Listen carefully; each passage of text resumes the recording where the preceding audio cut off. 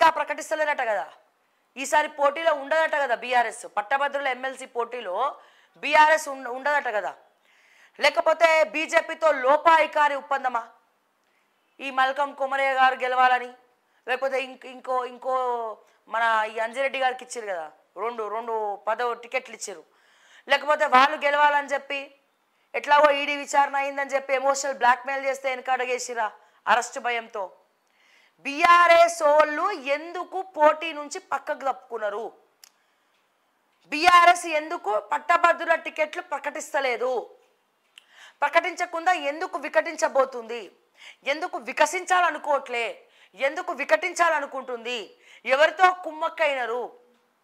ఏ internal సోర్స్తో గెలిపించాలని చెప్పి పక్కకు తప్పుకుంటున్నారు? లేకపోతే లీడర్లు లేరా, క్యాడర్లు లేరా? మీ బీఆర్ఎస్లో అందరు అవినీతి పరులే ఉన్నారని చెప్పి మీరు అనుకుంటున్నారా? పట్టభద్రులు ఎవరు లేరని అనుకుంటున్నారా? జల్లడబట్టి ఎతికినా దొరుకుతలేరా? ఎందుకు బీఆర్ఎస్ పట్టభద్రులను ప్రకటించట్లే? దయచేసి కేటీఆర్ ప్రెస్ మీట్ పెట్టి మాకు చెప్పకండి. అసలే మేము మరేమంతా అన్నాడు కదా మేమేందో, మీరు మాకు చెప్పొద్దు, మీరు తెలంగాణ ప్రజలకు చెప్పాలి. ఎవరికి చెప్పాలి? తెలంగాణ ప్రజలకు చెప్పాలి.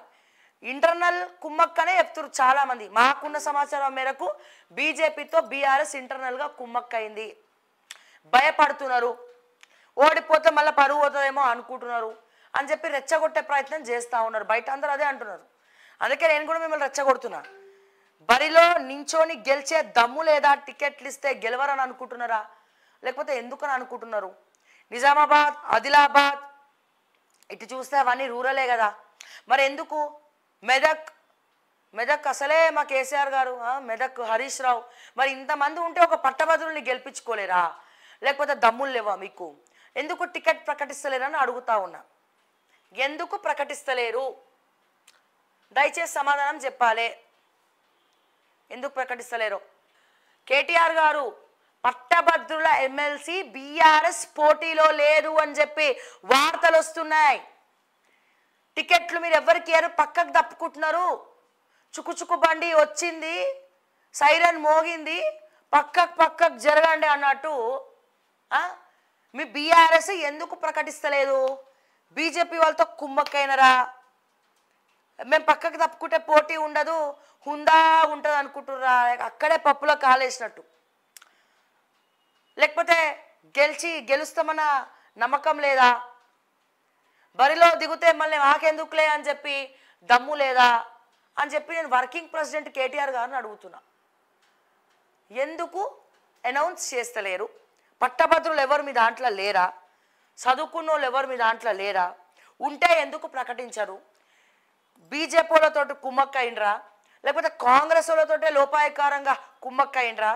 అసలే ఫార్ములా ఈ రేస్లో ఏం మాట్లాడతలేరు, గుట్టు చప్పుడు కాకుండా ఎవడేం మాట్లాడతలేదు. లేకపోతే మీకు నించుంటే ఓడిపోతామని భయమా? లేకపోతే నించోని తలబడే దమ్ము కూడా లేదని మీరు భావిస్తున్నారా? ఒకవేళ అట్లయితే ప్రకటించకండి. లేదు దమ్ము ఉంది, అట్లీస్ట్ పోటీ చేసి ఓడిపోతామంటే కూడా గౌరవంగా ఉంటుంది. పోటీ చేయకపోతే మీకు దమ్ము లేదని అనుకుంటారు ఎవడైనా, నాతో సహా. ఓకే, చెప్పాలి దయచేసి.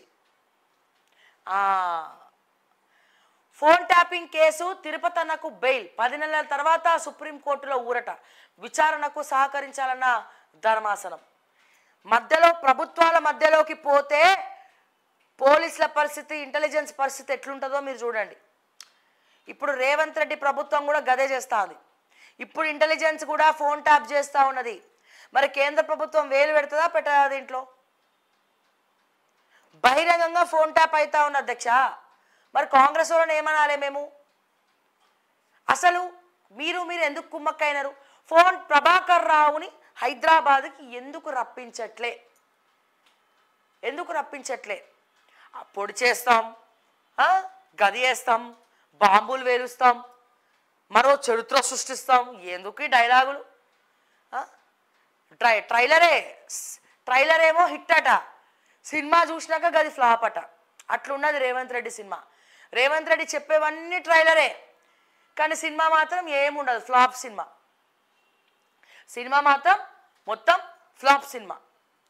ఏం చేయాలి ప్రజలారా? ఫోన్ ట్యాపింగ్ కేసులో అరెస్టులు చేస్తాం, గడిది గుడ్డు వేస్తాం, పొంగులెట్టి బాంబులు వేలుస్తాం, ఫోన్ ట్యాపింగ్లో ఇరగదీస్తాం, వాళ్ళని హైదరాబాద్ పిలిపిస్తున్నాం, ఇంతమందిని పంపిస్తున్నాం, గాడిది గుడ్డు వేస్తున్నాం, బందర్ లడ్డు వేస్తున్నాం. ఆ కేసు ఎవరైతే పరిశీలనలోకి తీసుకున్న ప్రభాకర్ రెడ్డిని కూడా మేము పంపించేసినాం, ట్రాన్స్ఫర్ చేసి లూప్ లైన్లు వేసేసినాం. స్ట్రిక్ట్ ఆఫీసర్స్ మాకు ఎవరు ఉండద్దు. ఇట్లుంటుంది. ఒక్కొక్కసారి స్ట్రిక్ట్ ఆఫీసర్స్ అందరినీ తీసేస్తే రేవంత్ అన్న, మా వెంకటేష్ సినిమా చూసిరా మీరు? సంక్రాంతికి వస్తున్నాంలో ఈ పిసిసి మన అధ్యక్షుడు వర్సెస్ నరేష్ ఉంటాడు కదా, డైలాగ్ ఏమని, స్ట్రిక్ట్ ఆఫీసర్ని తీసేస్తే జలడబట్టి ఎత్తుకాల్సి వస్తుంది. అట్లనే సమయానికి పనికిరారు వాళ్ళు ఎవరు కూడా. అట్లుంటుంది. ఏందో అసలు ఆ యాస భాష చూస్తే నాకు ఎందుకో అందులో రేవంత్ అనే గుర్తొచ్చిండు. మీకెవరికైనా అనిపించింది అట్లా? నేనేం అనలేదు, నేనేం వినలేదు, నేనేం మీకు చెప్పట్లే. ఓకే, సో ఏమైంది? Phone tapping case supreme court bail ఇచ్చింది, తిరుపతి అన్నకు బెయిల్ ఇచ్చింది. ప్రభాకర్ రావుని పిలవలేకపోతున్నారు. ఎంత ఎంత అవమానం తెలుసా మనకి.